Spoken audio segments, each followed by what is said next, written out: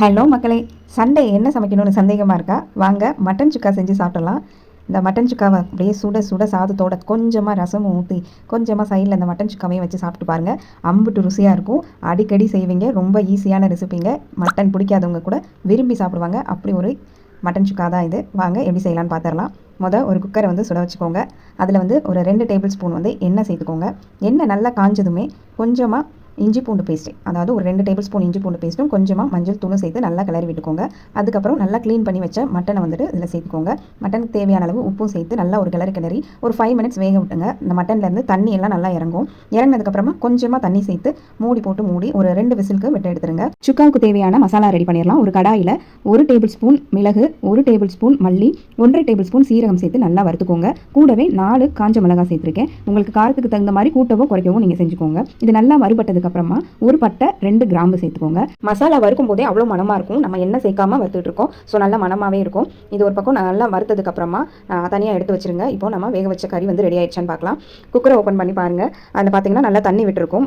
மட்டன்லேருந்து கறியுமே நல்லா வெந்திருக்கு. இப்போ நம்ம சுக்கா செய்ய ரெடி ஆயிடலாம். ஒரு கடாயில் ஒரு 3 டேபிள் ஸ்பூன் வந்து நல்லெண்ணெய் சேர்த்துக்கோங்க. சுக்கா வந்து நல்லெண்ணெயில் செஞ்சிங்கன்னா இன்னும் சுவையாக இருக்கும். ஸோ எண்ணெய் நல்லா காஞ்சதுக்கப்புறமா ஒரு 150 சின்ன வெங்காயத்தை வந்துட்டு நான் நல்லா க்ளீன் பண்ணி கட் பண்ணி வச்சிருக்கேன் சின்னதாக.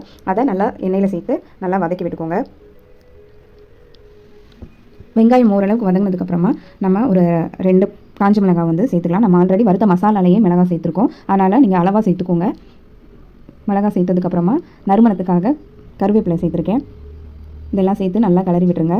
சுக்கா செய்யும்போது வெங்காயம் வந்து ரொம்ப நேரம் வேக வைக்கணும்னு அவசியம் இல்லை. ஓரளவுக்கு கண்ணாடி பதமாக இருந்தாலே நல்லாயிருக்கும். இப்போ இந்த ஸ்டேஜில் பார்த்தீங்கன்னா 1 டேபிள் ஸ்பூன் வந்து இஞ்சி பூண்டு சேர்த்துக்கோங்க. நம்ம ஆல்ரெடி கறி வேக வைக்கும் போது 2 டேபிள் ஸ்பூன் சேர்த்துருக்கோம். ஸோ இங்கே வெங்காயத்துக்கு வந்து நம்ம 1 டேபிள் ஸ்பூன் சேர்த்தா போதும். வெங்காயம் வேக வைக்கும் போதே தேவையான அளவு உப்பும் சேர்த்து வேக வச்சிங்கன்னா வெங்காயம் சீக்கிரமாகவே வெந்துடும். அந்த அளவுக்கு வெந்ததுக்கப்புறமா நம்ம வேக வச்சிருந்த கறியை இதில் சேர்த்துக்கலாம்.